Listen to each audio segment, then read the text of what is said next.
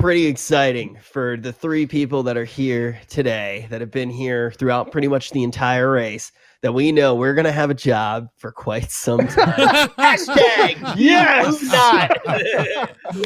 Keep it up, lads. Keep it up. We're the three happy people in this raid progression, and that's it. It's only the three of us. Everybody else is miserable, and everybody else is a warlock. We're up to 12 warlocks in the method group, and we are the only three people that still have a job. When do you guys actually think it's going down? It's looking like my 2-month prediction may come true. Yesterday, dude. Yeah, yesterday. Yesterday. How is it still standing? What? I mean, of all the plays we expected to see out of Method today, we knew they weren't going to day raid. We knew to go back to work. So what did they do? Let's gear some more Warlocks. You know what the problem is? Let's throw more Warlocks at it and see what happens. We see them in Mythic Battle for Dazar'alor gearing more Warlocks. Like, they can't possibly be bringing yet more Warlocks into this. Nope, that's exactly what they're doing. They just threw Warlocks at it until something sticks. Good God, man. What a fight.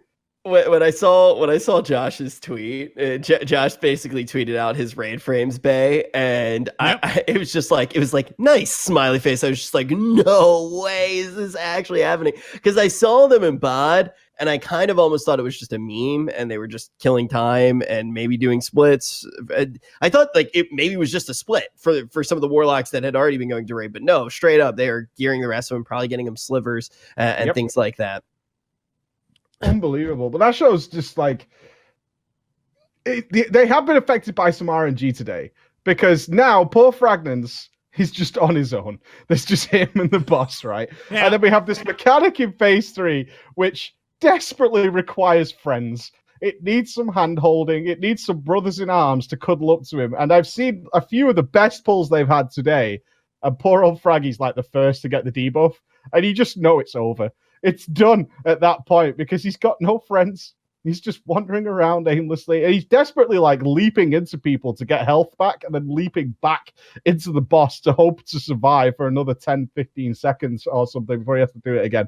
And I feel so tragic for him. But even with all these Warlocks, they haven't got very far tonight. No, today's been bad. It's like 20%. I think one of the things that you mentioned yesterday, Preach, was how there was a level of morale being low, a little bit of salt, and Bay, I think we've seen another level of it. We jumped to Kana's POV for a second. It said, please help me. Yeah. And you actually brought to our attention before the show started, he tweeted out, yeah, I hate this boss. After so many days of hearing from the guys, like, this is such a beautiful encounter. This is an encounter for Mythic Raiders. So well tuned, such an incredible challenge. Can't wait for it to come down. Please do not nerf it at all. Finally, they have broken. Yep, he broke that 4% yesterday. I told you when we saw that 4% changed them. It changed them in a deep, dark, evil way because they were happy. 2%, this is killable. We can do this, boys. Max focus, we're going hard. And then that 4% where they were so on for the kill, and then it blew up, and someone just got it wrong, just blew up the raid. You saw their attitude and their mentality change, and after that, they never got close again. It was like that was the straw. You could see the straw falling, 5%, 4%. And that was the morality. That was everything just fell to pieces at that point. And maybe, ironically, it will now fall to pieces. You might be like motivated now that Method got so close and didn't kill it, and then obviously watching where the guys are up to, even with this setup, which is the best possible setup you can bring to this boss, I think. I don't think it gets any better than this for dealing with phase 3. Yeah, right. I think that we probably all agree there. As many Warlocks as possible is going to be really good. The only question is, because Josh actually, I think this was the day you weren't here, Preach, but we got to talk to Josh and basically ask, what is your dream composition? And he started to lean towards this direction with Warlocks. I think the only thing he was trying to decide when we asked him on the flyby was how many shamans would you bring? He was kind of going back and forth on how many shamans, somewhere between 1 and 3. They end up now with Potter, and that's going to be the only shaman. Mm-hmm. When Kana came on the show, we were talking about how, and as he said before, and he's tweeted out before in this tweet, in the thread earlier today, about that he'd rather play something else than Warlock, right? Because he was super excited when he came on the show about how much Elemental just pumps right now and how it's really fun and how it has a lot of like neat little interactions in the spec. because you watch him play Affliction, and I mean, it works. The biggest part of it is that the leech corruption Azerite trait makes them just their own self-healer later in the fight, even though it was nerfed because of Gahoon, but apparently not enough. And then, of course, it's been nerfed for every aspect of the game, right? Yeah. So for anybody who doesn't know how ID works, Inevitable Demise, the way that trait works is you get stacks with ticks of corruption. I believe it stacks up to 100, and those stacks empower your drain life. So it's going to do a lot of damage. It basically becomes a very effective burn spell, but also, like Base saying, it's a lot of healing. So you can bank it up to not only do the big amount of damage that it's going to do, the large amount of damage that it's going to do, but you can use it at the right time to have that effective damage, but more importantly, the effective healing allows you to leech up. Very strong. It's been nerfed because of PvP. It's been nerfed because of Gahoon. I honestly think that it's one of the most interesting things about how Affliction's currently designed, though. I like when the trait is strong for a lot of reasons. I think also having the on-demand damage is really good, but I can see why it's been nerfed so many times, and still, even with the nerfs, it's strong. Yeah. Well, this is the point. Like, LEs are pumping. There's it no stacks doubt to about 50 now. Sorry, that's one of the changes. They're pumping so hard, and we've seen, like, Potter's been regularly top of the damage. But the fact of the matter is that phase 3 is survivability. You need to be able to survive a really long time without the healers supporting you. And the shamans just can't do it. It's just not there. Like, if you've played one, I've been playing around with my elemental recently, and you can just feel that compared to even a druid, like, the survivability just isn't there in a scenario where you're not going to be healed and there's still damage going out and you need to be looking after yourself and looking after other people, which is not something we've really had to put on the shoulders of the DPS before. Is you're not just looking after yourself now, you're now looking after all your buddies at the same time, while simultaneously the healers are focused on something else entirely. For minutes, this isn't a case of I can use Astral Shift and I can, throw out some healing surge or something. This is minutes that they're spending in this scenario where the Warlocks have just... I mean, can you imagine a fight better suited to Warlocks than this? Is it even conceivable? Remember when we asked a question about Cabal? It was the same question, except you replaced Warlocks with Shadow Priest, which is, it's funny to say. It was just like, could you imagine a better fight for Shadow Priest? And then we get to this one, and it's like, can you actually imagine a better fight for Warlocks? I kind of want to see a raid that has, it's basically every single spec, enough bosses for every single spec, and we feel this way about every boss for a different spec. It would be beautiful. You go, could you imagine a better fight for Arcane Mages? Could you imagine a better fight? but that's definitely when we look at these two bosses. The first boss, it's the Shadow Priest boss. You're able to keep up essentially your execute throughout the entirety of the boss. You just keep up that Twisted Fate. You get to multi-dot, which is obviously something that's very strong. You're also going to be able to line up your defensives very well, which is a very powerful thing that Shadow Priests have at their disposal for that fight. We get over to this one, it's going to be Warlocks. Their leech is going to be fantastic, and really their mobility, I think, is going to be the biggest thing. As you can see, the cluster that they have right now of those portals, they're just going to be now 12 portals, red light, green light, deciding when they're going to move over. Yeah. Unquestionably, though, this decision has made phase 1 and 2 harder yet again, which has been a theme of this raid, is them progressing phase 1. At the beginning, we started progressing phase 1 with Bloodlust. They were going so hard on it just to get information, gather more information. And then they've had to, over the last few days, as they get closer and closer to kill, is keep twisting the dial more just to phase 3. And by doing so, have put less and less into phase 1, which is why, again, this tonight is almost a reprogress stream. And you might say it's not that bad, right? You've brought more Warlocks. It's like, well, no, actually, the loss of those Ellie Shamans, the loss of the Rogue has changed what the boss DPS ratio is, how these ads are being dealt with that they need to interrupt. So now it's more dot focused, and you're not having that chain lightning and the earthquakes being spammed on top of there, which were doing considerable damage. So it's altered all these min-max timings that Bay brought up yesterday. Is they have min-maxed the timing of nearly every single second of this fight to make it work. And then all those timings have shifted today because just the damage ratios are off now. They're different. And they're struggling a lot just to get into phase 3. So when we do get consistent, then we'll probably see some good progress when they are consistently and comfortably getting into phase 3 and not exploding like I just saw them do. Yeah. Well, that's the other thing, is it actually becomes, as much as this is min-max for phase 3, it becomes a question of, is it possible to consistently get there? Have they pushed the composition potentially a little bit too far for those early phases? I don't think that they necessarily have. I think that they will be able to do it as they do relearn, like Preach was saying, but it goes even further than relearning just because of the timings too. And Bay was talking about this before we went live. It is also getting comfortable now for some people on Warlocks. You have 4 new Warlocks, so not only is the damage going to be different, you're not going to have the burstiness that the Shaman provides. I guess the burstiness you're really going to have is based off of how many soul shards you have up at the time, being able to swap effectively if you're going to be using those stacks of ID. But you got to relearn Warlock for 4 players. I mean, how good are they on their Warlock, or how do we know who they are? I'm not to be ignorant, but I don't know a couple of them. I don't know who Lockhair is or Gamkolok. I'm not sure whose alts they are. Maybe the chat knows. But the guys have been so focused today, we've not had any response for them. They're just living in a cube of Doritos packets, energy drinks, and a screen. That's where they are, and that's where they've been for the last 8 days with maximum focus. We're not getting much out of the guys right now.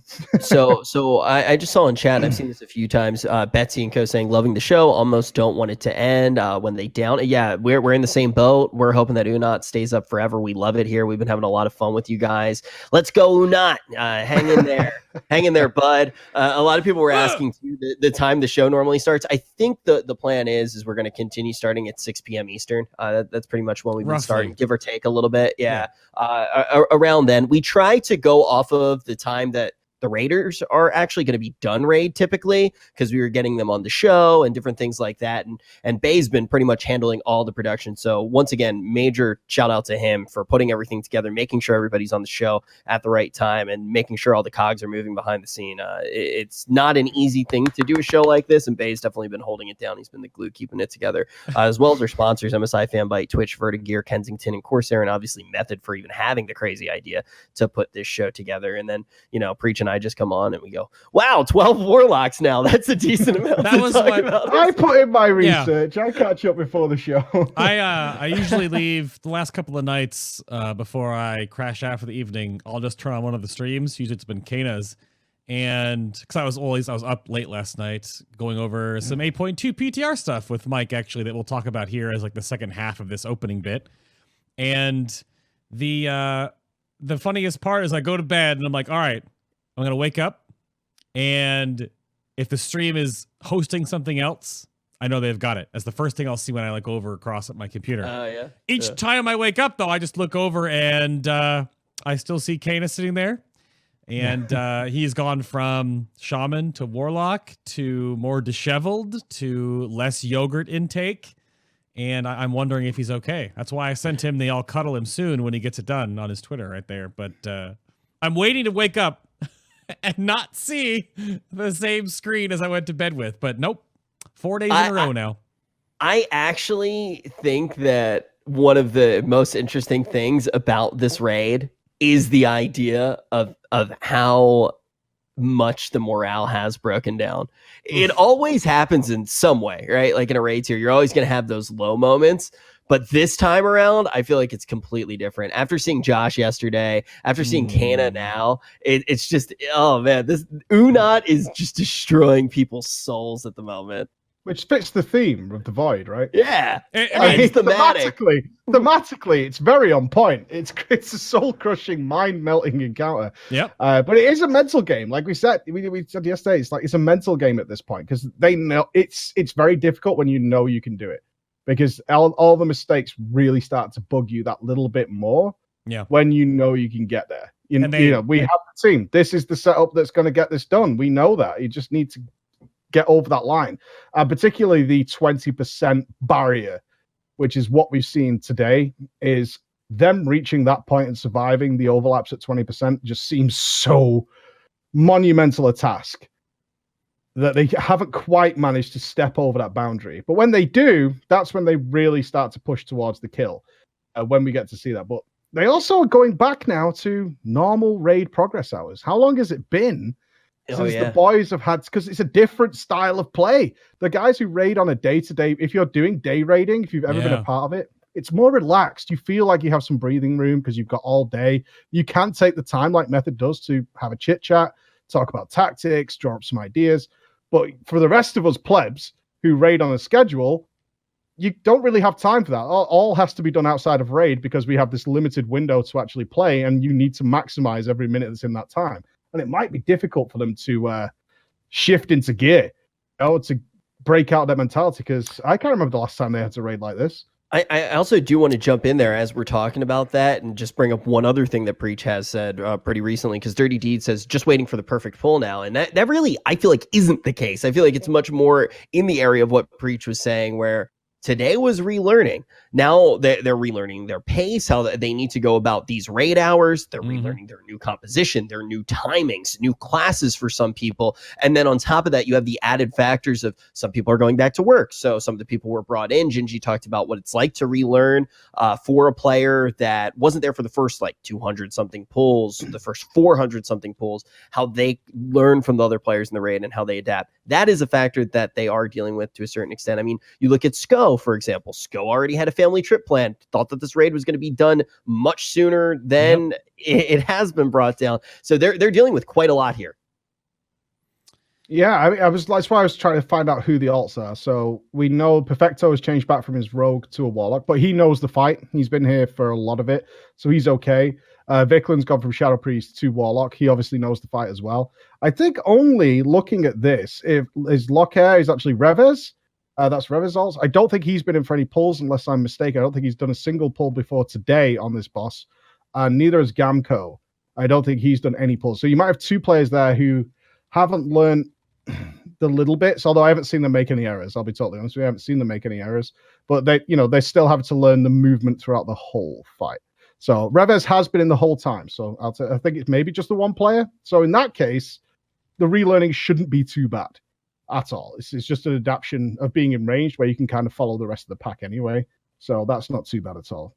But it's just changing the DPS timings. It's hard to really adequately explain how well timed each aspect of this fight is as to when each ad needs to be at certain HP and how well they need to coordinate that amongst the rest of them and make that work. And the slight alterations to that are causing, as we've seen today, since they've started raiding, massive, massive butterfly effects throughout the entire party. Yeah. When are we going to see them break it? But okay, so they got to 20% today. I know at least once is kind of what we're hearing. I know Bay's been kind of researching that right now, kind of making sure that he's figuring out from everybody that he can, because we have to bring up one more time. We've heard less from them than we typically do. We've heard less from the Raiders than we typically do today for multiple reasons. And it's kind of funny to be part of the decline on the outskirts, just looking in the window. Oh yeah, like even like the group, our call group's name today, right? Like it's just like one of those things where nobody expected it to go this long. We're all kind of just enjoying the fact that it's gone on this long and the difficulty of the boss. It's fun to be right where we are. I keep joking about that with the show, but it's fun to be exactly where we are, to see how tough it is, but not have to go against it. If they get to 20%, how long did it take them to get to 20%? Like, how many pulls the first time around did it take them to get into 20% and be comfortable there and start pushing into the 10% pulls? Because I honestly feel like it was like 500 pulls. Yeah, you're in the several hundred mark. I think Limit said yesterday they obviously returned to the raid scene as well, but they're around 50%. I think THD said to me this morning is they're still learning about 50%, even though they know how the fight works because they've been watching it intently and know all the mechanics. They're still having to learn these timings for their core group, and that's the difficulty to explain to the viewers is exactly how much personal things are going on, because we can obviously see barriers. We can see them running out and sacrificing people for specific reasons and things like that. But in order to keep this going, they're actually doing tremendously more than that on a player-by-player basis, which isn't something that can be put into a guide or anything like that, because it's every 30 seconds or something different's happening between certain combinations of players in order to make sure this is working out. And you might think you've just swapped in one player, excuse me. But that one player, the side effects of that are just immeasurable in terms of trying to get back to a point where, okay, we have to feel this out. Because it's even the old players. They have to alter how they play as well. It's not just the new guys need to adapt to what the old players are doing. the old guys need to now change how they're approaching this as well, because that's going to be causing differences in how they play when their cooldowns come back, when they need to be swapping to the ads and doing things like that. It's a ripple effect throughout everything. And a fight this tight, whew. From a pretty reliable source. Uh-oh. I've heard that Pieces has had several sub 10% wipes today, and that their composition, unlike the Method composition, is currently 5 Elemental Shamans and 4 Affliction Warlocks. Relatively reliable source. I'm not going to... An amateur setup. Relatively reliable source. So let's say that is true. Let's say that is what we are seeing Pieces run. Wait, did I say Limit on accident? I meant Pieces. I heard Pieces. Okay, cool. I want to make sure. So if that is what Pieces is running, what would that offer? What would you get? You would lose the mobility from the Warlocks. You get a lot of damage from the Shamans. You have the same amount of kicks, but then you get those onks, right? Do you think that would be a viable way to kill the boss? Is it viable? Maybe. I mean, we know that some guilds are running 4 melee, and they're doing okay as well. This certainly isn't the only setup. I think what we need to be clear on, this feels like the idyllic setup, because this is the setup that takes the least amount of damage in the final phase of the fight, where every piece of damage you can avoid becomes ever more important, especially with the amount of eyes that are crossover in the final phase. We know they buffed that, so the eyes are coming across near constantly. So that's where it's going to come in. How are they keeping it? Might come down to other factors that we're just not considering, like how many healers are they running? If they've blasted a bit more damage in, are they bringing an extra healer to compensate for the amount of extra damage they're taking on those shamans? Because those shamans are going to be hit by every single eye wave. There's nothing they can do to avoid it, which is a lot of extra damage that's going out on the boys, right? So they have to accommodate for that somewhere, while still dealing with the issue Method had yesterday, and doesn't seem to be having today, because now they've brought in those Warlocks, is the tanks being completely smacked into the floor throughout all of phase 3. Now, the phase 3 pulls that we have seen today, the tanks have looked a lot more stable, no doubt as a result of the locks being more self-sustainable than the setup they had yesterday. So I don't know how they're dealing with all them shamans taking that damage. I'd like to see it. So maybe they should stream. As an idea. We know that they're not going to, though. Pretty much, we've heard from that's a very accurate source that's something inside the guild that they're putting against, which I totally understand. Right? I think we all do understand it, as much as we do want to see it streamed for several reasons. We do, don't we? Even if they just left it on, they never spoke. Right? Yeah. They never did anything. We don't have any comms. Just leave it on in the background. All right. We'll be happy. We'll get all the information we need. Don't worry about it. Yeah, I think it's pretty much everybody wants to see it. I do think that there is the element too, if it's kind of cool to have secrets floating around as to where different guilds are. But if you can see it, you want to see it. It'll probably the propaganda's part of the fun, because I mean we tried to make a point of this a lot during the Jaina race. Yep. We're all friends. You know what I mean?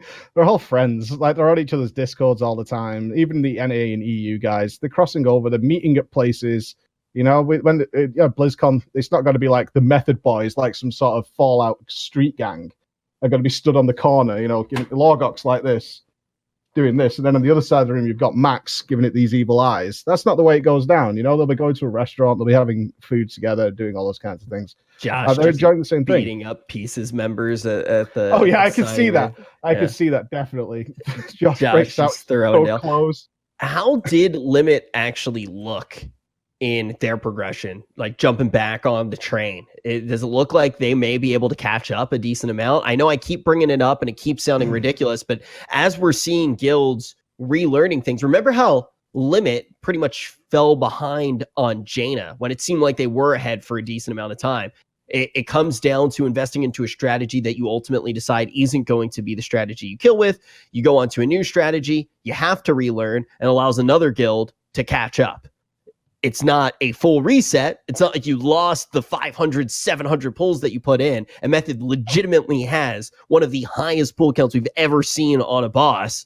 But have they slowed down enough? I didn't want to interrupt, but I just wanted to make sure that I keep looking at, because people in chat have brought up like other bosses. Oh, many pulls on this boss too, blah, blah, blah. And the further you go back, the harder it is to find like pulls or wipe counts. But from all the information that I can search, and maybe you can throw out some things in chat that I haven't checked yet, but we've squelched a few already. Like Heroic Ragnaros was not as many people thought it was. This is, as it currently stands, by a ever-growing margin, the most pulled boss. And again, if we're keeping it in the Method ecosystem, by the #1 girl guild in the world, right, for world firsts, this is the most pulled boss by them they've ever done. Yep. And also, I do want to different environment. Go on, Rich. Yeah, I do want to note, and Preach can kind of attest to this as well. Bay can also. Back in the day, a lot of the information that has stuck with us, that you may remember, I remember, a lot of it was kind of bullshit.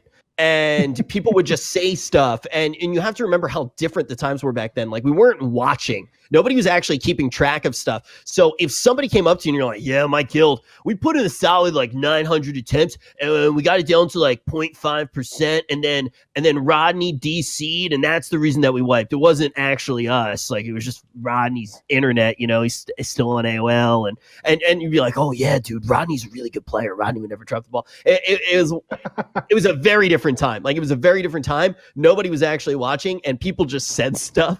And there was a lot of counters are wrong as well. We've seen that with this. We know there are guys who've been for every pull, and all their pull counts are different. Oh, is that it? Are they done? Oh no! Is that it for the night? No, not like this, dude. They never got below 20%. I don't think. Straight up have moved backwards today, but sometimes you do need to move backwards to move forward. Not today. Let me go in Josh's stream really quick and say, try 14 warlocks. Pal. Dude, oh man, it looks like Josh is having another tough moment there. Is this where we browse through each player's camera? They've immediately, to be fair, they've immediately gone offline. Yeah, they have. Come on, boys. It's a head game at this point. You've got to keep your head in the game. It is, yeah. It is absolutely that. If your mental game is off, you're not going to win. You know what I mean? You've got to be confident. You got to push. I feel like, okay, there were like some pretty dark moments. There were some pretty dark moments during BOD too. Do you think that this Mecha Talk especially? I was exactly thinking of very dark. Yeah. Because they were basically wiping on something that was already solved, right? It was a feeling of nothing but this is us being bad and not playing as well as we can. And also, I think there was the added stress there of not even the fact that people were going to get to Jaina first, and people were getting to Jaina ahead of them. But I think there was the added stress of, at the time, everybody thought that blockade was going to be weird to deal with and potentially something that could put you further behind, right? Because there were all these things about it, not some of the mechanics not interacting the way that they should. Certain people saying you were actually going to need to bring ridiculous comps. Like there were so many things with blockade. And then after Mechatork goes down, they get to blockade. They stop blockade. Wasn't blockade like 40 pulls? It was like it was not hard. It was very quick for them, and it gave them this huge level, this huge resurgence essentially. And there's no resurgence on this boss, right? Like they're not going to get a second wind from anywhere. Well, there's no discovering a troll racial's gonna. I mean, we could speak from the atmosphere in the Red Bull gaming sphere when we were there, when the guys discovered the troll racial thing. So it did seem kind of dire at that point. The guys, we kept getting to around the same point. I know we had the conversation a lot. It's like, is this just going to be another reset of gear? Is that just what we're waiting for? And that's going to give Limit a huge advantage because they're going to get it first. You know, we had that went down that whole road. And then when they discovered the troll racial thing, we were casting at the time. I think it might have been me at Bay. And you could tell something wasn't quite right. Because there's a lot of running around. There's a lot of hustling going on. There's a lot of like splits that were missing certain players for some reason. And then we got, I think we got a message in our ears like, okay, look, the guys are going to do heroic splits, but they're actually trying something else in the background, off camera. You know, we got this kind of information going through, and we're like, what is going on? And that was the motivation, and they killed it the next day because they had that resurgence there. But as Richard just said, it ain't here for this. There's nothing new to learn. There's no hidden message here. Yeah, I think one of the big things was like when that happened too. It was such a cool environment to be a part of because they were like not telling anyone. Like only even only a few of the casters randomly knew about it, and everybody was like keeping it very secret. They didn't want anyone to find out because they truly believed that they had the information that they needed to kill the boss. So they didn't want that information to be diffused anywhere. Here, you know, I don't feel like they're finding any hidden codex to beat this boss, and they felt like they had the solution. Now they're just really doubling down on what that solution is and trying to find the win, and moving backwards at any time is just going to be heartbreaking. I kind of wonder at this point if they're going to throw back to yesterday's comp.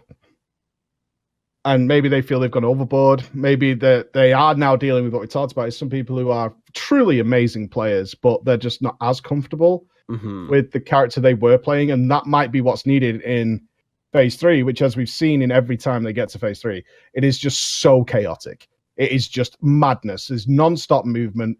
There's no time to think. You just have to react to what's going on and be ready for it to happen, you know? And you can't settle into something where you might make the odd mistake. You might mistime a dot falling off, right? And you've got to wait for that like agony to ramp up again. Make those kind of silly errors, which can happen if your hands aren't really just playing for you without your brain really kicking in, which is what we get with a lot of classes we've played so long. Is it worth going back and just saying, play what you're really comfortable with, that's still super effective, because we know that works, instead of trying to say it's a class thing? Is that going to be something we're considering? Can't though preach. Like I think that there honestly is a level of that they can't go back because of people that they've lost due to the fact that this has gone on so long, and people weren't really expecting the tier to go on so long. I do think that is one of the reasons.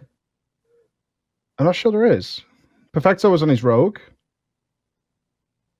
Yalio was on his shaman, and he's still in there on his warlock, I think.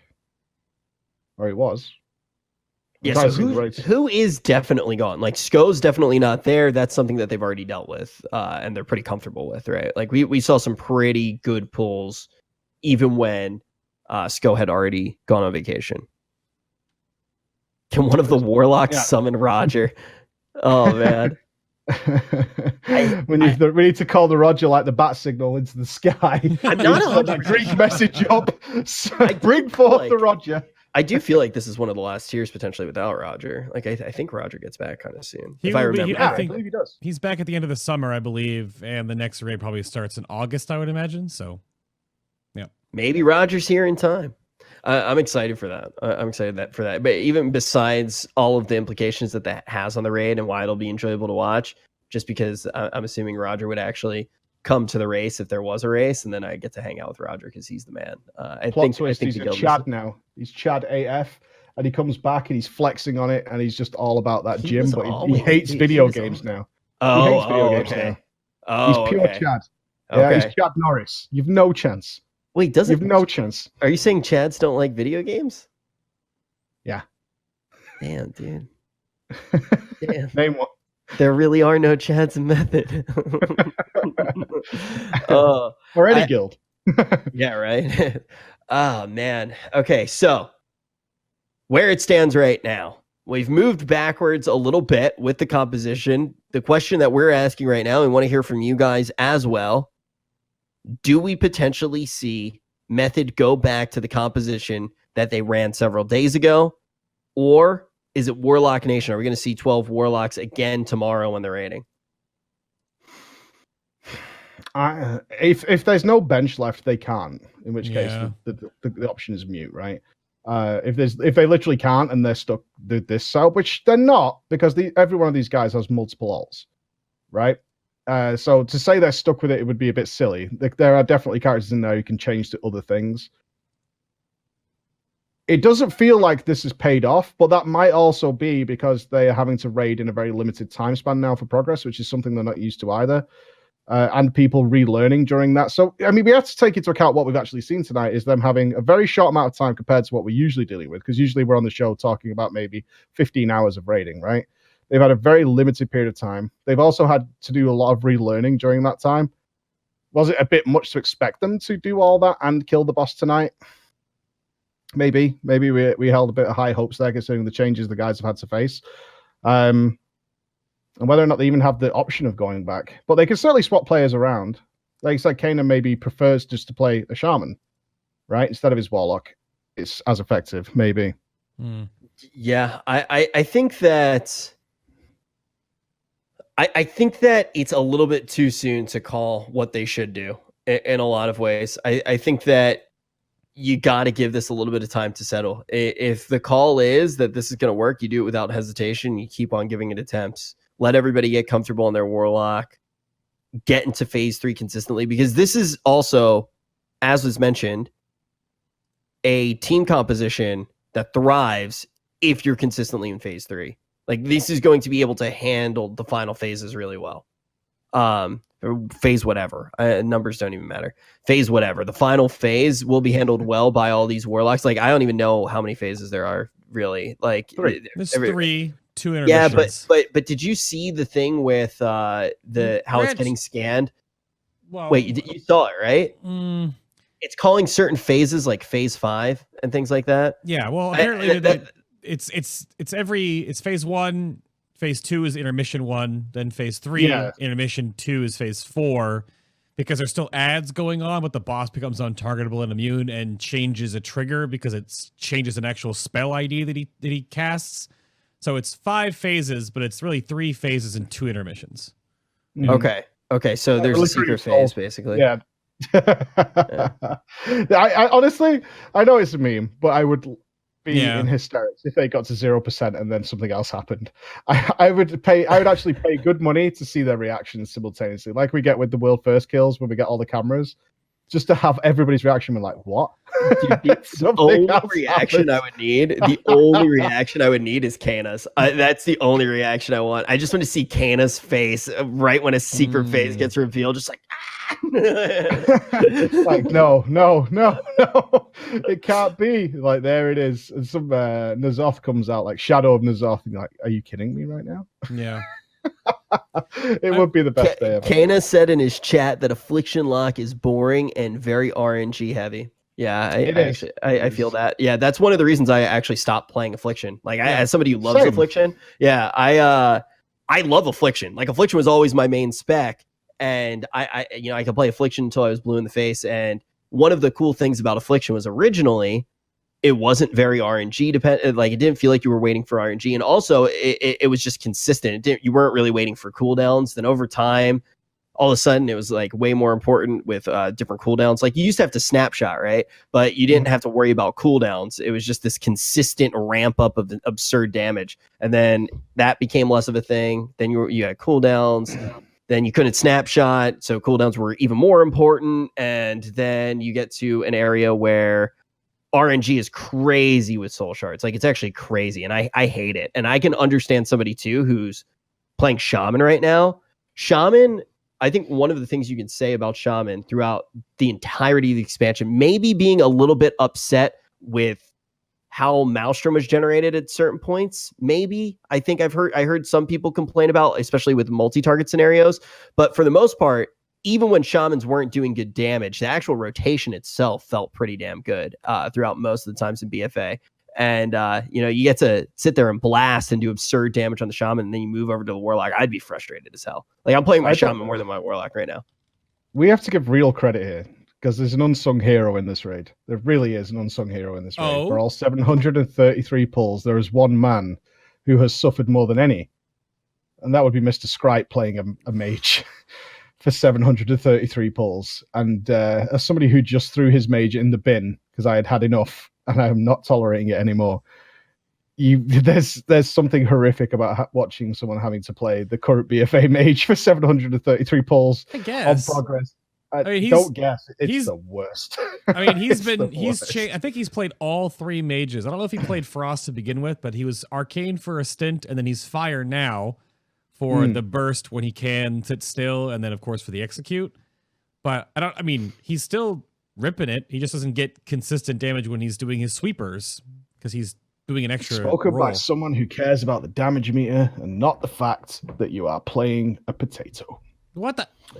Wait, what? I actually, so The only thing that I played a little bit of was I actually didn't finish leveling my main. Like I usually am all about the alts, right? And I played a lot less alts in BFA for several reasons. I didn't get to play mage very much. What's your biggest complaints with it? I got to play Frost a little bit, but I really didn't get to play Fire. Okay. It only really matters if you ever played a Legion mage. Yeah. Which was fantastic. That's really, pretty sweet. really good. And then in BFA, they took the stuff that made mage really good, and they said we don't need that anymore. And they left us with a mage that barely works at all. It's like baby's first class. It's just it hurts. If you played the Legion mage, it hurts so much. So a lot of people who've re-rolled to mage right now kind of find it fun. You know, this is kind of cool, but they never played what a Legion mage was, which was, I mean, we're talking about a class I loved so much that I would stay on it doing things I had no reason to do. I would just play it because I enjoyed playing it. And this week, officially, I renounced the mage. I judged him unworthy. I put him to one side. I was like, I am not playing this anymore. I can't tolerate it anymore. And it's definitely one of the classes I've seen most of my mage friends have all abandoned. It just doesn't play fun. It's not fun. It doesn't matter if they buff the damage by 30%. It's just not fun. I don't mean this to be like a little bit. I don't mean this to be like a negative Nancy or anything like that. But I kind of feel like that's not like a mage only problem right now, right? Like I kind of feel like a lot of but they're one of the heaviest. Yeah. I kind of feel like a lot of specs kind of feel like baby's first class right now for people who've been playing for a long time. Yeah, 30 or 40% of the specs of the game probably have that like feel to them. The mage is the worst. I will guarantee it. Yeah, no, I totally believe any day that. Yeah. I like. I'm trying to think about the specs. That was one of the reasons I got excited for Demonology when Demonology did get all of the damage, was because it was just rekitted. So you're not thinking about old Demonology, and old Demonology, like, let's be honest, Thalkiel's was kind of cool, but there really isn't that much to miss with the old Demonology. Like the last Demonology that I think I miss is WAD Demonology. So already, oh, so good. WAD Demonology was so fantastic. So good. I've actually and people have made fun of me for it, but when everybody's like, oh yeah, I want this private server, I want this private server, I want all this, and this, I was like, honestly, if I could have a classic WAD server that's just that patch, so I could just play that Demonology, I totally would. Like, I totally would. It's so much fun. Ironically, not to cut you off, but we watched, we were talking about Moments of Glory. And when a class was at its best, which expansion was that spec at its best? And every Warlock one came back to WAD Demonology. And we just watched Sparkug's videos of him playing Demonology in Warlord to Draenor. And we're just like, wait for it. Oh, there it is. There it is. He pops the wings. The Inferno's flying out. He's stomping through the sky. He's hellfiring the whole place. And you just see everything around the melt, and the why it was so good is it required some good play as well. You had to set up for it. You had to time certain things to work out all simultaneously. And we were just watching it going, I really missed that. It was one of those things where, especially if you were playing Demon Bolt, like just the how satisfying those Demon Bolts were. Like you got 4 Demon Bolts out in your window. It reminded me of all of the things that Arcane was, right? Like Arcane had this big burn and conserve phase. It was that, but it still felt unique. But it had the same pleasure to it, the same joy to it. And like you said, it required real play, and it had crazy utility options. Like it had so many ridiculous options where you could say, okay, I could just stand here and only tunnel this target and make sure that I'm getting as many Demon Bolts out as possible, have that really big phase, make sure that I'm doing this. Or you could be like, I'm actually going to try to hard carry right now. I'm going to try to take the team on my back and use all the tools that I do have to my disposal. And I think every spec, people will go back to different moments and should feel that way if a spec was good. Like some people if you only think about damage meter, right? If you only think about the DPS meter and you're a Warlock, for example, you might be like, okay, so the best time for Warlock was BC when all I did was press Shadow Bolt. No, but seriously, Stop. Right? Like damage meter is wrong. Like you cannot assess how good a class is based off of the damage meter, because you would pick every single time BC for Warlocks. All you did was press Shadow Bolt. You could never screw it up. You literally could never screw it up. You press those are the guys who certainly never played in the guilds where as soon as like KJ died, everybody left their Warlock. Like in my guild, they just were Yeah. like, we killed it. Great. I'm never playing this class again. Like, even though they were dominating the damage, I don't want anything to do with it. Put it in the bin, leave it alone. They only played them purely for progress. Like the method guys are doing now. We've not come that far. I'll be honest with you. We've not come that far. We're seeing the exact same thing now. Look, it's super powerful for what we're doing right now. I really want to be playing it? No, I don't. But the fact of the matter is, we're doing the hardest fight ever made, which I think statistically we're getting up there with any argument now, right, Bay? Are we there? The only one that people keep bringing up before was Spine of Deathwing by Kin Raiders, but I'm pretty sure that was around 400 wipes that I could confirm. And again, that was similar to the Heroic Ragnaros or Legnaros as well. So I don't think anything has come close to this. Kill Jaden was the next, and Kill Jaden is already 40 wipes in the past. So, and that fight was beat by the auction house. Let's not forget that. That was the only reason people found that fight hard. It was by the a damage auction house, check. yeah, and RNG. Yeah. And the Kin Raiders had access to more epic gems. I think that was it. That was what it came down to. Like, it came down to they had more epic gems, which made the difference. That was it. There was nothing else to it other than that. The fight wasn't hard. You know what I mean? It wasn't difficult. It was like, can you kill the plates? Yes or no? I don't think that there's ever been a harder boss. I actually think that we can say that, but I still, even with everything that's happening right now, I kind of stand by the fact that I like it. Do you guys? I do. I love it. There? Yeah. Because Kana hates it now. I'm sure they do. Yeah. I mean, this has also been, we talked about the mental game and the demoralization that we think exists. Although I have seen the guys laughing. This is where your team comes in, right? You need the guys to keep the levity going. And we know from kill videos, method raids are full of giggling and laughing, right? And being silly. Certainly if they're doing content, you're at 700 pulls of phase 1 and your raid leader's telling you you've got to sit and be quiet. That's not going to work. That's really not going to work. You need your guys to be enjoying themselves. Otherwise they're going to burn out super fast. They have been laughing and giggling and trying to support each other and make sure that they're keeping the fun in what they're doing, because they still really enjoy what they're doing. The problem is they didn't come into this raid prepared for it mentally, I'm pretty sure. And you do need to prepare. If you're going to sit in your room 15, 16 hours a day after day after day, you kind of need to prepare for that. You know what I mean? Because you're locking yourself in a cave, essentially. And I think we can attest to this when we see them coming in the mornings in London. That they look kind of tired, but they're all happy to be together and doing their thing. They're all laughing and smiling. Yeah, I actually think too, like, as much as like at times we talk about potentially raiding in London, how it can be an extra difficulty, I really do feel like it's good for the raid overall.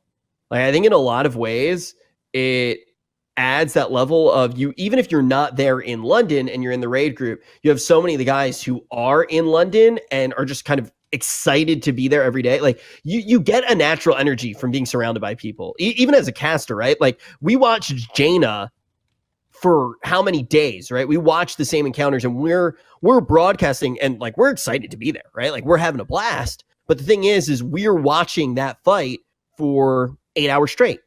Talking about the fight like throughout the entire time. Yeah. And why do we never get burned out of watching that encounter? One of the big reasons is because you're sitting next to a new person every time, right? It's like, oh, I'm sitting next to Bay for one of the first times that we've been here in London. We get a completely different conversation and we're actually sitting next to each other, right? And I think that as a raider, you get that as well. When you actually turn around and, Deep Shades is next to you singing Drake. It's like, okay, yeah, like that's going to be something that does pick you up. And I feel like that energy translates even to the people that aren't at London. Yeah, it does. I mean, especially if we need to cut to Gingy and see some boob flexing, right? That happened a lot. It was a key motivation of most of that period of time was some quality boob flexing from Gingy. And we're not getting that now. And the guys are suffering because of it. Not enough. So we record some, send it to the guys, emails, Discord, get it out there to the people. They need it.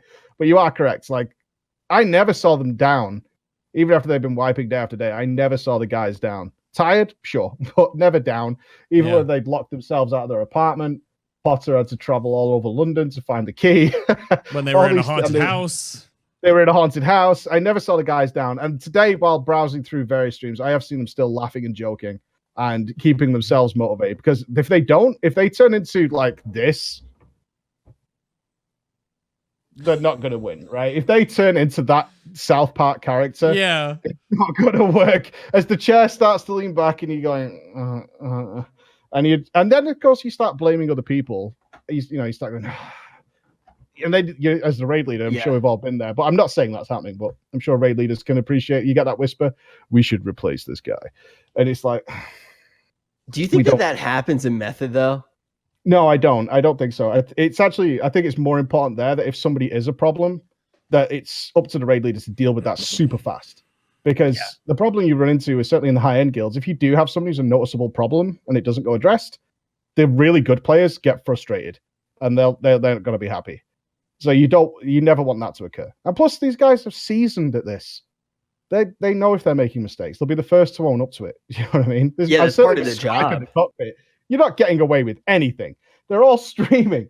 They have more data coming in than you've seen from NASA about every single pull. You're not getting away with anything. Like, what are you trying to hide? Like, everybody can see everything that's going on. We have a casting team watching you all the time. Like, it's not going to work. It's legitimately part of your job to say, oh, I've made this mistake. This is why. And knowing why you make those mistakes helps you get the kill eventually, right? And how to fix it.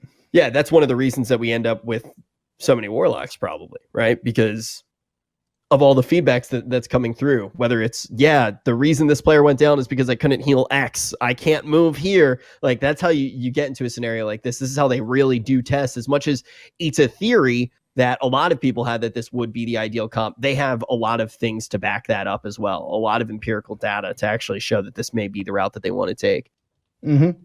Absolutely. And that's part of the motivation. I can't tell you how many good guilds I've seen die because they left something too long.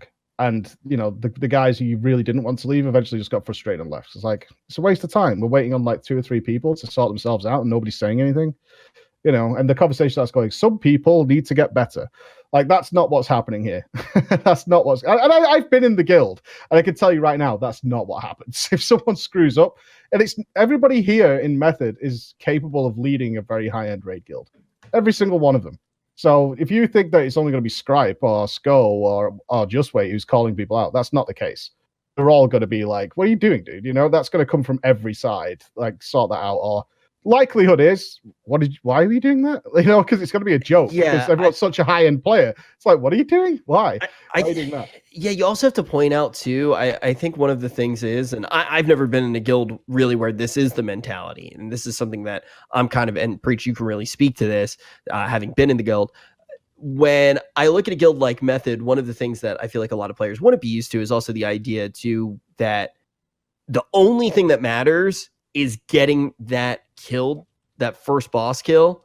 As much as the players want to be there too, if that means that they shouldn't be there because they can't handle a certain mechanic or their class isn't the absolute best, they will make it known. Like, they want the first kill to go to Method at all costs. Whether that means like, oh, we had to class stack warlocks and I don't have a warlock. If they feel that way, they'll be like, yo, warlocks are good. Bring in a warlock instead of me. Oh, instantly. And that happens throughout most of the top guilds. It's actually a very difficult thing to communicate out to the player base. And I've struggled to put that out there to a lot of people because it happened to me recently, right? I got benched because I was down in London with you guys and I had to stay longer than expected. So I got benched. And but I put that out there to the guys. I was like, well, I'm benched, so I'm going to miss out on this raid tier. I did prepare for it for months, farming AP on multiple characters, blah, blah, blah. But I'm not going to get to raid. And people are like, you should leave the guild. It's like why would you be in the guild? Yeah. It's like, no, like, what? Why would I do that? And I want the guild to do well. And my guild got world 48th yesterday. I'm so happy for them. I wasn't there because I got suspended.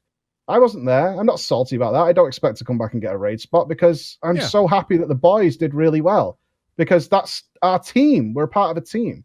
And that's what certainly like, it doesn't work that way. I feel like that mentality too, in a lot of ways is, like remember when we were having that conversation on Allcraft actually with Asmongold too about loot, and it's like, oh, no. And as somebody who's been in, I was trying to take like the middle position in that, but there are certain mentalities depending on what guilds you've been in that are so hard to shake, and it's hard to understand the other side of it. Like, do I get where he was coming from? Like, yeah, totally. But at the same time, as somebody who's never been in a different guild environment, not being exposed to it, it is hard to talk about how it feels to be on the other side of it. Yeah, especially because heroic, a big part of it is that heroic and normal are flex, which means you have the freedom to move guilds so easily. And also, guilds have way more freedom to abuse other players, especially new recruits, than you do in Mythic. Like it's counterintuitive in Mythic because you don't have a roster that can be 18 and you're still going to be fine, or 25 and it's still going to be fine. You can't do that. Which means you need to be careful of how you manage people, which is one of the biggest aspects of being in a Mythic guild, and also why the guys are so close. And you will find that in a lot of Mythic guilds that are expected to raid Mythic. Not a guild that's just stepping into Mythic, but with the Mythic guilds who've been around for a long time and have spent years building their team, most of them know each other IRL. They don't call each other by gamer names. I know I barely go into a Discord these days with people from any of the high-end guilds where people are using gamer tags. Yeah, it's one of the reasons. Method, I think, actually, Deep Shade said yesterday, is one of the bigger reasons they don't use comms. Is because they talk not only with real life names, which they don't really want getting out there to everybody. Some of the players don't, but also where they live, the street, the local shops, and stuff like that. Those are the conversations the guys are having, and they don't want to share that. Yeah. You know, they want that personalized, we're a team atmosphere, which is one of the reasons they don't like doing that. Opposite side, Limit don't really play that way, and that's worked in their favor. Although we don't think they're going to stream the Eternal Palace, which they should. Yeah, I mean they might. There's still a chance. Yeah, I agree that they should. But yeah, but also look at how long the guild has acted like or competed the way that it's competed, how they actually go about recruiting. It's very much a completely different mentality, right? Mm-hmm. And I think that is an important thing to note. It does make a lot of sense it makes a lot of sense when you think about the history behind the guilds that they have fallen into these different places. But I do want to take a moment here to start thinking about some things that are in the future, start actually talking about some things in 8.2, because I think we'll have more time to talk about this raid boss. I think we're going to get to do it tomorrow. I think we're going to get to do it the day after that. I think we're going to get to do it the day after that. Guys, I think we're going to be making this show a regular program, and we're probably going to have more seasons than The Simpsons. I did see the chat before we started. It's like, hopefully this will be. We were talking about BlizzCon. It's like, hopefully it'll be dead by then. We're talking about tickets going on sale. I thought, but before BlizzCon, we're still going to be here. Like the Eternal Palace will be out and finished. We'll still be covering uu'nat. I hope not. At the same time. That would be kind of cool. We could do it. We could do a live race at BlizzCon. It'd be a lot of fun. I think now we have a new goal here for uu'nat. Hang on for one more day, uu'nat. Hang on until November. Isn't that what it is? November, you got this, uu'nat. You got this, bro. You can do it, uu'nat. Let's talk about 8.2. 8.2 should give everybody enough damage to be able to take down Mythic uu'nat without too much struggle. Little bit. Yes. Basically, everybody it's going to be so funny. I hope that they like have a victory lap stream when 8.2 comes out and after everything does settle with the raid, where they go back and do uu'nat, and like I hope uu'nat doesn't even get any nerfs and everybody just goes in. It's like, look at this piece of paper you put in front of us. Like this boss is going to be such a joke. Everybody's output's getting increased by like 40%. Jaina's going to be the worst, bro. I tell you, when you see what happens to Jaina in 8.2, it's got to be sad. It's just going to be a sad story. It really is. Because she has nowhere near the health that uu'nat has. Certainly in phase 3. They're going to like transition out of the wall. You know, they're going to come down that ramp. They're telling you now, Rich, this is what it's going to look down. They're going to come down that ramp. They're going to be giving it the choo-choo train effect. Jaina's going to come walking over, and then she's just going to teleport away. And she's just going to say, that's fine. No, you're just going to ignore the wall and phase her before the creeping ice hits you. We have some footage, right? You can kind of see the damage difference that takes place with these essences from today. I really do want to be just as a small aside, and I am curious how you guys feel about it. I hope that after this expansion, like, is it needed right now? Yeah, I do think in a lot of ways, like, this huge damage increase is probably needed right now. I do think that they need to do something to make it spicy. I actually don't believe that, but I'm saying it to be positive. Okay. And I was doing it for emphasis. It was like a tactic. Like I'm doing it for emphasis right now because I actually think that it's just crap that this keeps happening. I do not think that the tiers should just be deleted like this. Like every single new tier that comes out is expansion level power gain. Even this one was crazy power gain, and it wasn't exciting power gain at all. It was crap. It was not fun. Like it's like, yo, you get a new Azray trait. Everyone's like, I don't care. Can you actually just remove Azray from the game? You don't even need to give me anything. Just get rid of Azray. This stuff is terrible. And they were like, no, you get more. And everyone's like, and you do more damage. And it's like, no, take it away. Like, this is the worst thing ever. Why do I have to? And it deleted all of your progress. That's one of the reasons, like, people keep asking me, it's like, hey, Rich, like, why aren't you streaming as much right now? And I'm like, well, I'm not streaming right now because it would be disingenuous. I don't want to stream other games. I just don't want to do that. People don't really enjoy it as much. It's not something that I've done.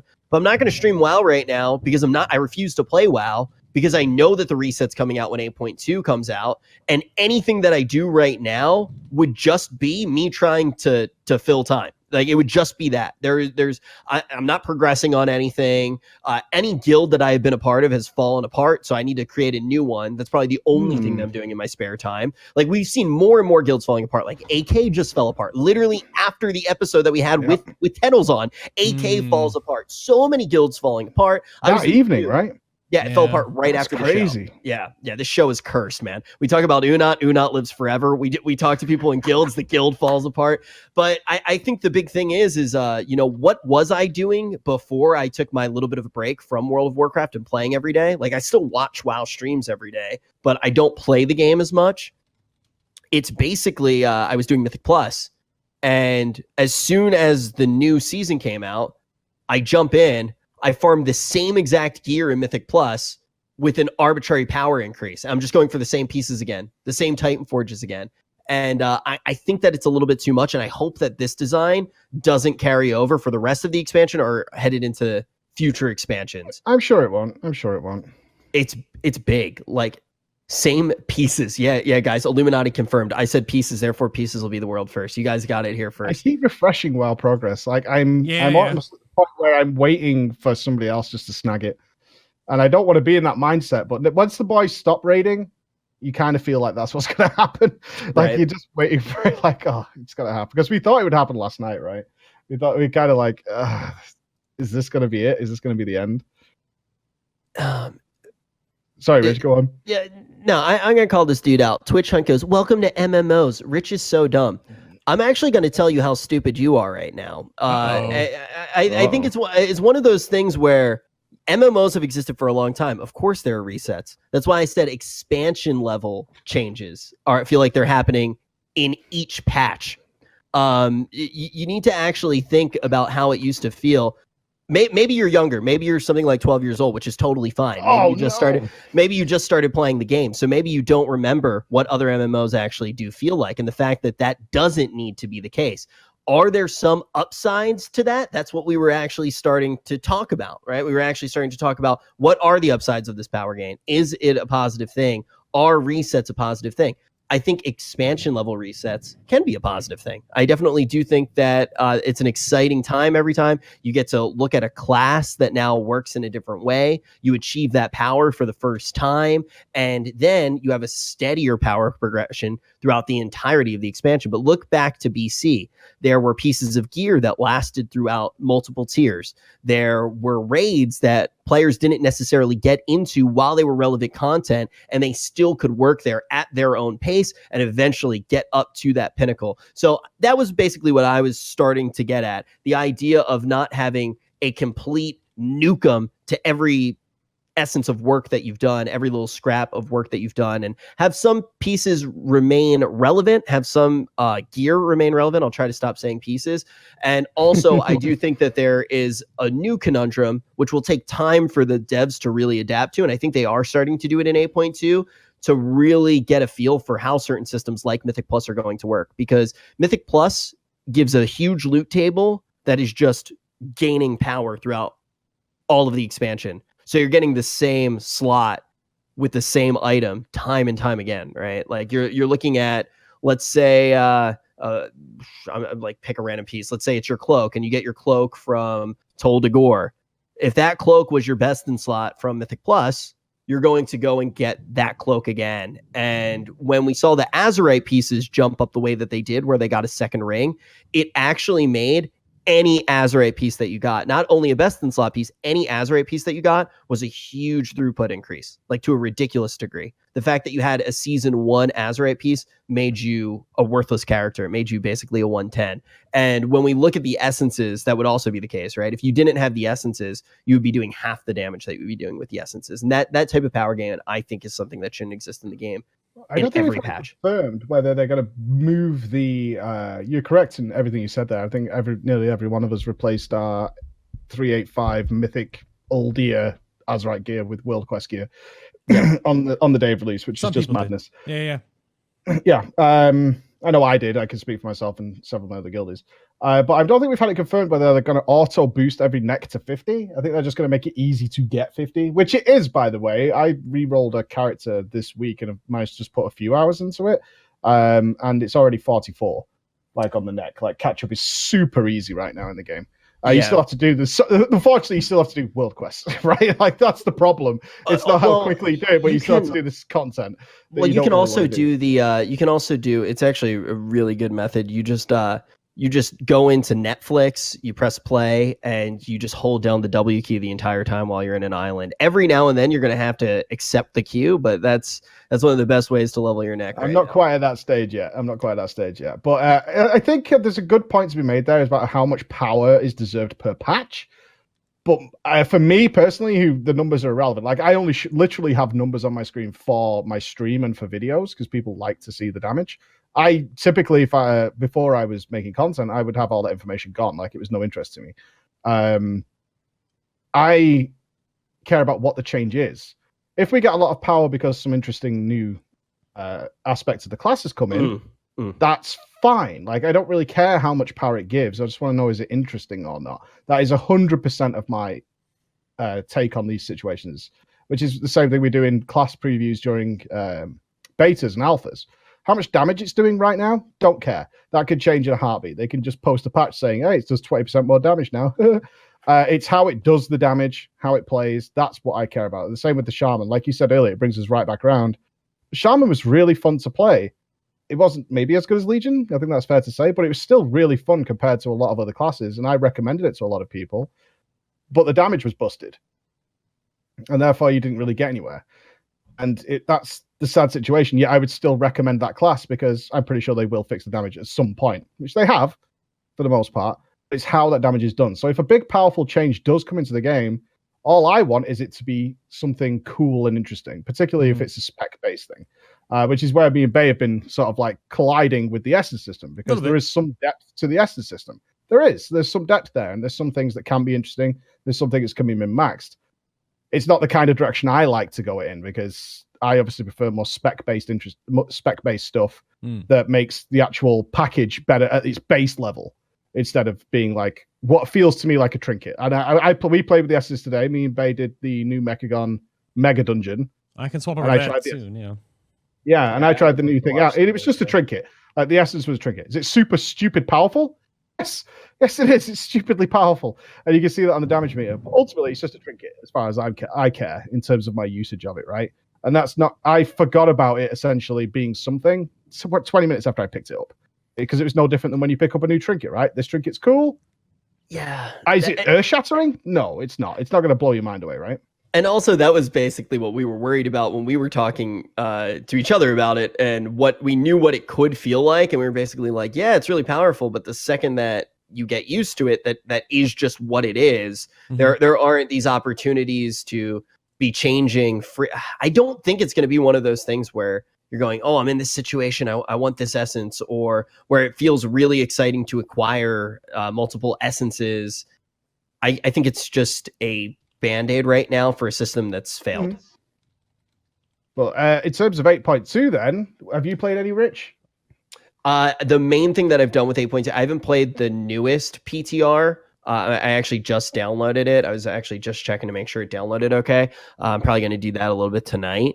if my day goes poorly. And then I played 8.2. The main thing that I did with 8.2 was when the essences came out. I've just tried a bunch of different iterations of that's been the biggest focus that I had, was just like whacking training dummies, going into dungeons and trying out a lot of the different essences. Yeah, but I haven't played Najatar or the new dungeon or the other Mechagon Zone or whatever it's called. So the big update today, we had Mechagon unlocked for a while now, a couple of weeks. We had the initial starting of the Mechagon Zone, which is the big collector area. That's what it's designed for. It's like a collector area. Now, Najatar, depending on who you speak to, because the voice acting is all different. The voice acting, depending on who you speak to, is all different. But Queen Ashara herself calls it Najatar, so I'm going with that. Yep. Somebody did try and say Nazjatar. Wait, the voice acting says it different. That's bad. The voice acting says it differently. And they're probably placeholders, but yeah. It does. The voice acting is different. But Queen Ashara says Najatar, so I'm going with that. And we also got the Mega Dungeon, which is possibly one of the most difficult acts to follow ever, because it is following Karazhan. And Karazhan, I can still remember the feeling I had when I ran Karazhan on the PTR. And I was like, who made this and where can I bow down to them? Because this is so good. This dungeon was incredible to be in. And then Mechagon is round 2 of the Mega Dungeon, which is obviously going to be split into 2 dungeons later. They're going to be outdoor Mechagon. I think we could agree, Bay, indoor Mechagon and outdoor Mechagon. Outdoor, indoor. There's a very distinct cut-off point within the dungeon. And they've kind of nailed it again. It's not quite as good as Karazhan, in my opinion, but it's really up there. I have the highlight from our run last night, this morning. There was Preach, and then Sluty and myself, and then 2 members of your community, Mike. Sluty's actually. Oh, Sluty's community, really? Well, I guess the Twitch chat. Well, area. Both of us. Yeah, both of us actually. Yeah. So what I wanted to do, I'm waiting to transition over there because I'm going to use the highlight as B-roll, and we'll talk about the thing. I'll just scrub around different parts of it. I don't want to spoil any visuals for people that want to actually see this firsthand, so I wanted to make sure that if anyone doesn't want to see Mechagon, but listen to us talk about it, that's fine. This is when you want to I suggest we hide the last boss. Tab away. I will definitely not show the last boss. That's fine. But if you don't want to see any of it, you want to tab away, but listen to us ramble about it. This is your spoiler warning, right? So, but we're gonna open up here with just the first one, which we don't know if it's the first boss. There are 3 essentially, and potentially a hard mode, and the hard mode actually trucked us for quite a while, as you may see. Do we think it was the hard mode? So yeah, there is hard. How do we know there is hard modes? Because you guys started talking about the fact that I think this is the hard mode version, similar to Ulduar, and I was like, "There's hard modes." I had no idea. Those were fucking cool. Also, I do want to say, just to go back to Karazhan, and obviously that is what you should be drawing parallels with. With Karazhan, they basically said that Karazhan was the only place in Legion where they felt like they had missed the mark with pacing. Now, they said that for one of the reasons that I think that they said that was just how soon it did come out, when it actually came out, just straight up. But also, I do feel like one of the things with Karazhan that was a little bit interesting was the dungeon itself. And the actual draw to do the dungeon itself fell off very quickly. And then it started to just fall into the Mythic Plus ecosystem. With this one, do you think the actual Mega Dungeon, do you think that they found a new way to pace it? Do you think that the dungeon itself may last a little bit longer before it just falls into the Mythic Plus ecosystem? So some hard facts about it, which will be important, is when it comes out, it will be the Mythic Zero version. But that is a modernized Mythic Zero. So it does have 415 loot as its base. It is designed to make sense. So it's not going to be the same as the other Mythic Zeros in the game. And they have some really interesting items in there that are going to appeal to a lot of people. Namely, and you'll like this, I think, Rich, is the rings in here. Each ring has half of the ability that you will end up with, and you can mix and match them. So you'll have something like one ring that says causes something to proc twice as often or to do this, and then the second ring will have the other half of the tooltip, and then there's different versions of what kind of proc you want to have, and then there are that was Sluty pulling way too much because he thought it was Mythic Zero. Yeah. All those buffs across their mobs are in rages, by the way. So you can actually pick and choose really easily different combinations of rings that are a decent item level, a very decent item level. So the things you'll actually want and what you want them to do, as well as the punch card trinket system, which I'm sure a lot of people are probably aware of now. Is there's a trinket that is customizable.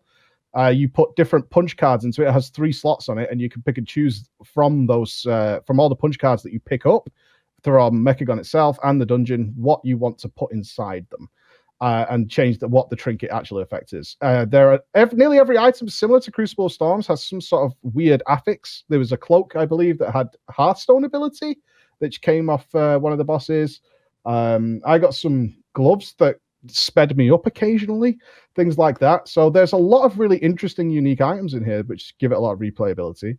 In terms of the Mythic Plus side, like you were talking about, Rich, they followed the same formula as Karazhan. The outside area that you're seeing right now is very trash dense. Lots and lots and lots and lots of trash. And you go inside, barely any trash, all boss. Similar to Lower Karazhan, lots of trash in Lower Karazhan, as you remember. And Upper Karazhan, of course, had barely any trash, and you could skip through it rather quickly and just go boss. Which is a really good idea, again, because that means some weeks Tyrannical is going to favor the outdoor area. Fortified is going to favor the other area, making the dungeon relevant for quite a while. Yeah, I like that a lot. I like the idea too, where like different classes are going to enjoy different versions or different parts of the dungeon, right? I think that's always something that's good. I think they've tried to do that with design a lot with these Mythic Pluses, and they're still learning how to do some of it, which is totally cool. Like even King's Rest, right? Like a lot of people like to bring up King's Rest. Like I love that King's Rest happened. I love it. It's one of my favorite dungeons. I think a lot of people, it's their least favorite dungeon, and that's a good thing, right? Like I think that you should have that idea of like, okay, I love this dungeon because of this reason, because it's fun with this class, with this spec, and I don't like this one because it's hard with this spec. When I look at this dungeon and the reward system that's set up, I am really excited about it, but I'm a little bit curious. Does it actually interact with what you're getting from the zone itself? Because I know there was some talk that you were going to be able to create the rings from the Daily Hub. Like, do you combine it with the rings that you're getting from the Daily Hub, or are they just like a crappy version of the rings that you actually create in the dungeon, or is that TBD? The Daily Hub is more similar to the Relinquish stuff from Argus, and Najlatar has a similar system as well, where you'll turn in various materials and you'll get a ring of nothingness that you click on, and then it will generate into a ring. That's what I've seen from that stuff. Nothing special. The only special rings I've seen have come from the dungeon. We got like 4 different ones. And then also it opened up the idea of trading as well, because some people were like, well, I've got 2 of the effects, but you have one of what the proc rate is, or how the effect works. So do you want to trade? Do you want to mix it up? Do you want to see things happen like that? Yeah. It's the only place I've seen those things, though. And we did have some people test buying the items from the Daily Hub. Which is, it's kind of unfair to call it a daily hub. It does have daily quests, but it's not really the idea behind Mechagon. It's just to go and do dailies. I don't think of it that way. It's more about spending time there, exploring. You'll find lots of stuff just exploring that isn't given to you by doing daily quests, which leads to more things in Mechagon to do. Okay. It's not particularly deep. There are dailies to try and, obviously there's some people who just won't get that. They won't just go to Mechagon and just explore. There'll be lots of players who are like, there's no dailies, I'm just going home. So there are some dailies to try and get you out there, and of course to generate reputation, which is a big part of unlocking flying when you get there. But that's more of a case of building fun cosmetic stuff. Mainly, Mechagon is designed around cosmetics. There's no getting away from that. You just saw me running and use the new essence, by the way. You're about to see the effect of that on the damage meter. So I ran in and used the Blood of the Enemy Bay. You used the AoE explosion one. Yep. Yeah, so that's debuffed both the enemies with an increased chance for critical strike, and buffed my crit damage. And you can see what the essences do there, like how much of a bonus. I mean, this isn't even my live druid. This is one that I copied over a long, long time ago, so it's well below the gear level of my live one. Yeah, and I typed it out, but for those listening, my character does not have the essence. Mostly because of time, but because I made this character, popped it over to the Horde side, and then I was like, let's go. So it shows a contrast, though, between without versus with. Yes, this is the kind of damage bonus you can expect to see with the new Essence system to your characters. It's pretty insane. It is pretty insane. But one thing, even getting past the loot and getting past all that, if we ignore that, this dungeon and the design and the fun they've had with it Yep. Just the names of the enemies, Rich, are gonna blow your mind. Oh because no! not Please. only I won't say anything. Yeah. But well, I can mention a couple. There's squirters. There's gunkers. Okay. And they're gonna want to get to know you. Intimately. Okay. I should be ready for this raid, for this dungeon rather. Okay, I like that. I'm happy right now.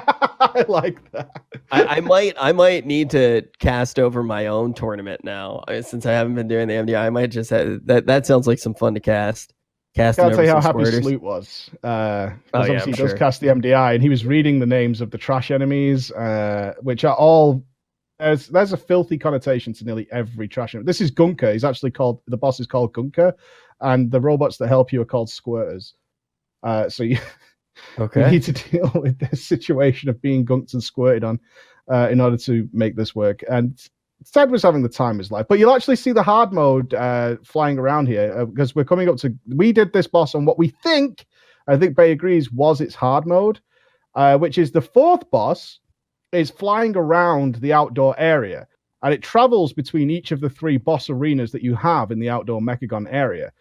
So there's Gunker, and you can see we've killed 2 on the right hand side. There was the 2 goblins, mechanomes you just saw us kill, and there's another one, King something. And if you pull the boss with the flying 4th boss above it, he then adds units to the fight, and also takes away your play space by having these units electrify the floor. And this was possibly, I think Bay would agree, the worst possible boss we could have accidentally set on hard mode because this boss involves a lot of floor space. There's other discussions about how there's apparently a big red button somewhere that does something else. Maybe it's inside. But what we could gather, from the outside, is that the 4th boss, which you have to kill all 3 of the first initial encounters on the outside Mechagon area. And when you engage certain ones, he won't join. But if you essentially do the 2 he's not at, he will be floating above the 3rd always. And we got with Gunker here. We're clearing out the new like viscous robot blobs that are guarding it. But these side of mechanics are what the boss has too. And we'll see right here that the boss will spawn right in front of Mike, his POV. And then I'll scan through a couple of bits. I'm jumping around a little bit here because we wiped 4 or 5 times on this because it was a little ridiculous. This was actually incredibly hard. Yeah. It was really hard. We had to min-max quite a lot. We had to respec some talents in order to deal with this fight. It was crazy. So you can see the squirters spraying Gunker. And then feels good, man. That's the name of the things. What do you want me to say? Yeah, I know. I like it. I like it. These are the robots. This is the actual 4th boss is spawning these for us. You can see we're testing what CC works, Ring of Peace, Roots works, and things like that. They have an energy bar. You can't kill them. You can't CC them. And once their energy bar depletes, they explode, as you can see there. So this is our first now, pull. and you can see also these like electricity on the floor, which you can't walk because it does a lot of damage. It slows you, as you just saw it hit me there. Which means during the boss, which is also filling the floor with poison, and you have to use the squirters to cleanse the poison, he's also going to be throwing them into the fight as well, which are electrocuting the floor, while the boss is also pinning you to the floor. As I said, this was possibly the worst choice we had to do this fight on. You can see the bots there coming in. They're not supposed to be a part of this fight. And this led to easily one of the most difficult fights ever. This is our first pull. We weren't really sure what was happening, kind of thing. It was super hard.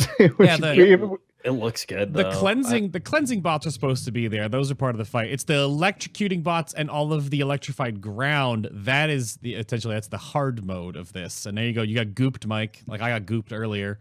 Yeah, I got gooped. There was no squirters near me, so I had to take this. Yeah, that gunks you and pins you down. I was out of range of squirters, which was bad. But you can see how quickly the floor is completely full. But this was cool. This was really good. But this is just the outdoor area, which doesn't even get into the really good stuff.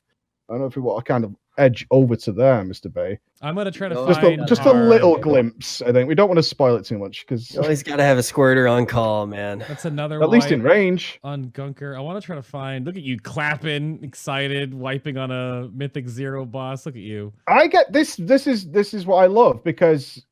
This is why I play WoW, and I actually said this to my guild because a lot of my guild didn't expect me to come back after the suspension because it didn't really bother me. In fact, that was my message to Blizzard, which was, "This is a great boss. That's not a bug."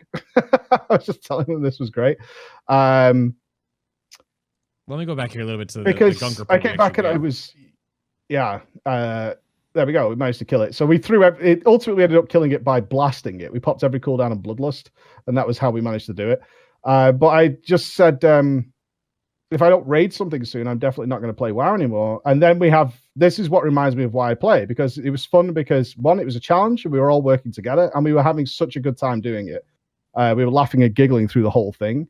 And that's why I play. That was it in a nutshell. Like I could ignore most of the problems in the game when we're having fun like this playing it. And that's why I'm so happy when we have encounters like this. I'm genuinely very, very happy. Feels good, man. Look at the sneak. Good. I had to sneak around the side because I was being electrocuted. Yeah. A lot of people are asking about the Mythic Plus for Mechagon. The current, what we know is that yes, it'll be Mythic Plus. Yes, there will be 2, the outside version with 4 bosses and the inside version with 4 bosses.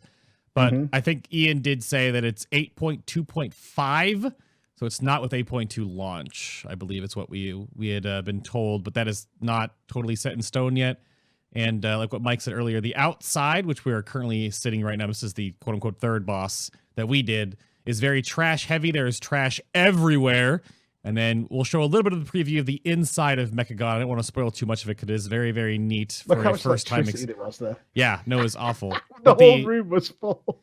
The inside of Mechagon is very little trash, little mini bosses and events, and then boss. A lot of gauntlets, which I know some people will be afraid of because Temple of Snacks exists. And I actually haven't encountered that many people when I've run pugs struggle with the Temple of Snake gauntlets, but I'm sure there's some people with some horror stories about the gauntlets there. But you should know that the inside of Mechagon has 3 gauntlets, Bay.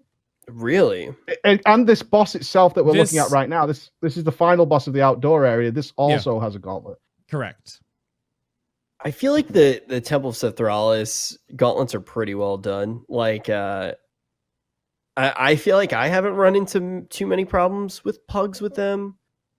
I'm trying to think how many times I think people predict it's going to be worse than it actually is. Well, the funny thing is, though, is Temple of Sethralis with a pug is awful, but it's not because of the gauntlets, right? It's because of the boss. Wait, you know how quickly I moved there, Bay, actually? I saw. Thank you very much. Yeah. Instantly moved. Thank you very much. So, well, I was called out by the team. You were. The closer start of the deep breath, essentially, is almost instantaneous, and it obviously has to travel down. Yes. Yeah. If you stand at the back of the room, there's a little pro tip for anybody watching. Stand at the back of the room because you get miles more time to get out of that. Standing next to the edge of the force field is not a good idea. Yep. As I discovered. But this is a wonderful boss as well. So this boss, as you can see, this is the 4th boss that flies around while you're doing the other 3. And then you fight it here. And once you kill his robots, you guys are really going to like this. He starts doing like an ion cannon in the middle of the room. And the team has to go off and run a gauntlet where they have to interact with a Tesla coil on the side of the room. I can't see it from my awesome point of view, as you can see. I'm going to skip forward to the next poll. Yeah. Yeah, the next pull we kill it, where you have to run another mini gauntlet and deal with the Tesla coil to bring the boss down, and then it takes double damage, so you have this big nuke phase, which everybody enjoys, I think. There's very rarely a situation where you have a very obvious nuke phase to deal with that people don't get genuinely quite excited by. Because it's so fun to like save your... You can see we're saving cooldowns now for it once we figured out what was happening. Just throwing out some CC on these robots. These are the same robots you'll see everywhere else. Look at that crisp CC. What a guy. And then you're and then you're going to see this gauntlet in a minute, which I haven't seen, so I am going to get stunned, as you can see that. I was diving out of these so quickly because the guys were ripping on me so hard for dying on the first one that I was out of there like a shot. So you can see here, you have to run off as a little team and head up onto these pylons, which are little mini... gauntlet areas, which I didn't see. You can see the spinning things here. I had no idea what was happening, but figured it out. And you get teleported back, just like the Temple of Snacks. So if someone does get this wrong, they do have to start again, which does have an effect because the more players you have reach the end during the fight, the quicker the fight is. So you want to get this done as quickly as possible. You can see you got exploding robots going all down the fight. And if you think this looks good, I've seen the chat, this looks sick. This is nothing compared to the inside of Mechagon, which is considerably better. This actually looks so good, though. Oh, wait till you see the inside. It's so good. That you then try to challenge this, which is draining the boss's energy. But because it's then debuffed once the energy runs out, what you actually want to do, and we didn't really do it properly here, is you kind of want 4 players to leave before it's empty, let the healer finish it off, and then have all the DPS ready to zerg the boss down. So we're going to charge back to the boss now. I got clipped on the back hoof of my little stag there. But you can see the boss has been brought down to the floor. What was the name of the boss in Ulduar? Where you put the trap underneath him. The big red button guy. Big red buttons, Mim. Mimiron, that was it. So it's like Mimiron, where you drag him to the floor and then you can blast him down. But can we just show going into the boss, just the first boss after this, babe, without spoiling Mechagon City itself? I think we'll show a little bit of that and you panning around, and then I'll stop because I feel like because it's so visually beautiful inside.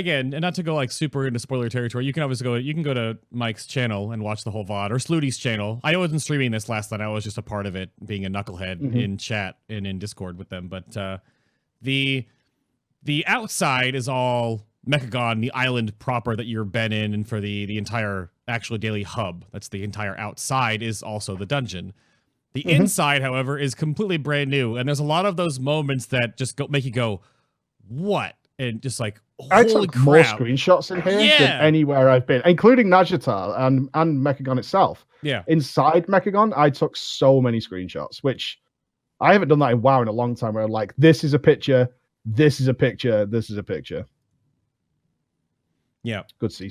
But we know that the thing about the game for a long time, just to reiterate, is the art team has never been the one that have been the part of Blizzard that we've been like, the art team is always knocking out of the park, and it is just fun to see the little bits and pieces that they've put together for this entire new patch, right? And every little patch, and like it's as big, I would say, as when we first saw we were going to Argus and Legion. We were like, excuse me.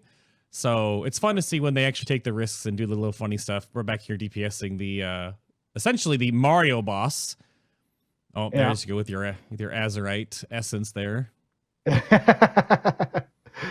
Well, it's not my fault you didn't come prepared. I mean, our DPS is like mirrored, so you were padding. On what? It's a single target boss fight. There's no padding.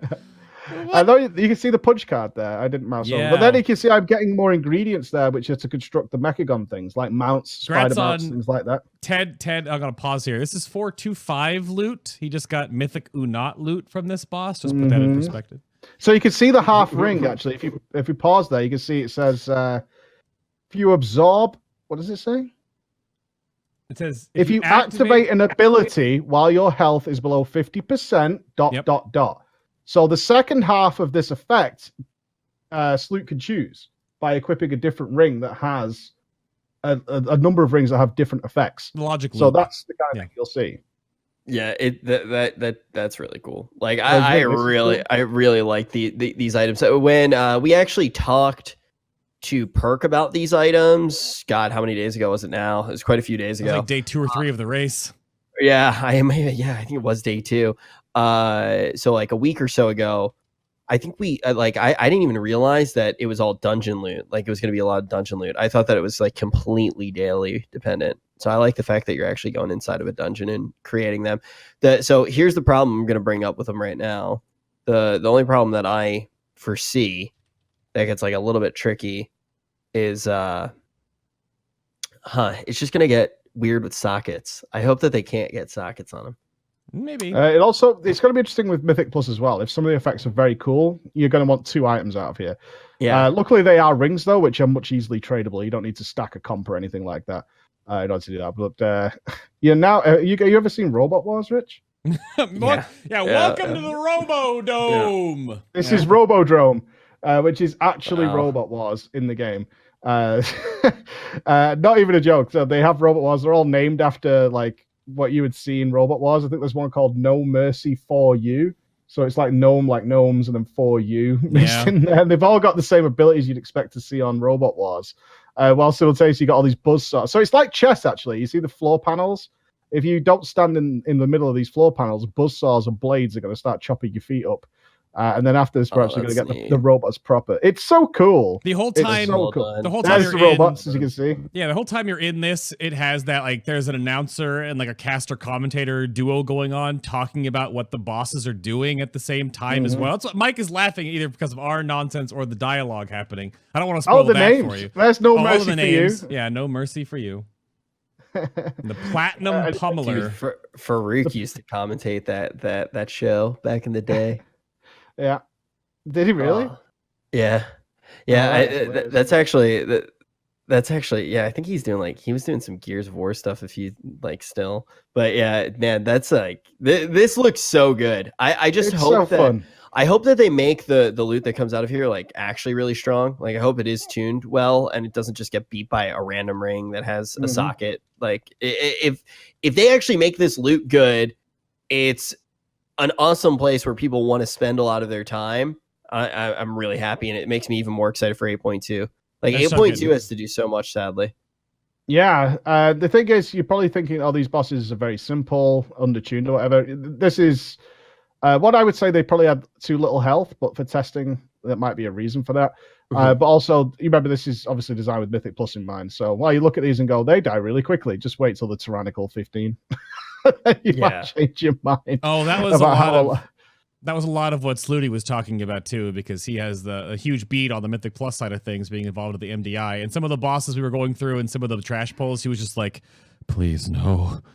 Yeah. Well, also, I've got to say, this is an interesting twist. Is we were talking about it while doing the run. There's a lot of anti-melee stuff in dungeons. Now, I know people are going to instantly, in this dungeon specifically, I know some people are going to mean that saying lol anti-melee, but it's actually the opposite story in dungeons. It's very melee heavy in dungeons. Yeah. And Karazhan is not Karazhan, sorry, but Operation Mechagon, which is the name of this dungeon, is anti-melee. In a lot of ways, like a lot of the trash really works against melee, and whether that's an intentional design choice to force the comps to be varied when this will be obviously a part of the MDI, that would be interesting. So if that's how they're tackling it.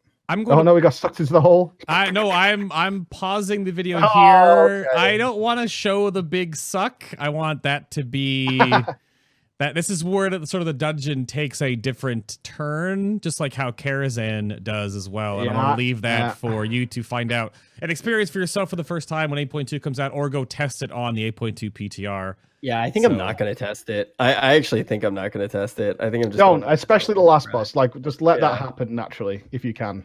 Oh, the last boss was definitely a fun moment. An audible squeal from everybody in the party, like, "Oh, this is so cool!" Yeah, it was very fun. I think I'm actually gonna wait. I'm really excited. I think that Karazhan, think back to Karazhan. There was it was a cloak, right? The healing cloak that everybody wanted. Yeah, off attunement, I believe. Yeah, but like the way it was, or it was made in. It may have been made in. Either way, there was some sort of crit cloak. I remember. It was like the way that it actually ended up working out, like felt kind of weird. It didn't necessarily. If they find ways to have solutions to how Mythic Plus gearing actually works and has felt, with wanting to target one dungeon in particular and not needing to worry about Titan Forges and worry about sockets, it seems like all of a sudden there's a very new type of reward in the game. Draper Shame's the one I'm talking about. Yeah, it was Maiden. They're having a new type of reward that you're actually building. Like, yes, it's a ring, but it feels a little bit different than other rings in the game. That's exactly some of the freshness I think the game does need. And to go along with just freshness and rewards, to go back to Crucible of the Storm, there you go. We're starting to see some freshness of rewards. We were saying that we wanted to see more of that, and also the raid itself is a departure from what is the norm. It's been a very exciting event, even if not all of us have gotten a chance to engage with the content firsthand. Well, we've watched this show. We've gotten to watch so many different streams. It's been a really fantastic event inside of the game, and I'm very excited to see what all of the developers have in store for us next. It's been moving in a pretty interesting direction leading up to 8.2. We're running out of time for today, but guys, tune in tomorrow. We'll be here tomorrow around 6 Eastern as usual, and we'll probably be here for the next couple of months. Same time, same place, as uu'nat is still not going to be going down. It's been a fantastic time. Thank you very much again to to everyone here, everyone tuning in. MSI, Fanbyte, Twitch, Vertigear, Kensington Gamer, and of course Corsair probably make all of this happen. And like Rich said, I guess we'll be back here tomorrow, and then every week from then on. We'll definitely be here tomorrow. Yes. Whether or not we're going to be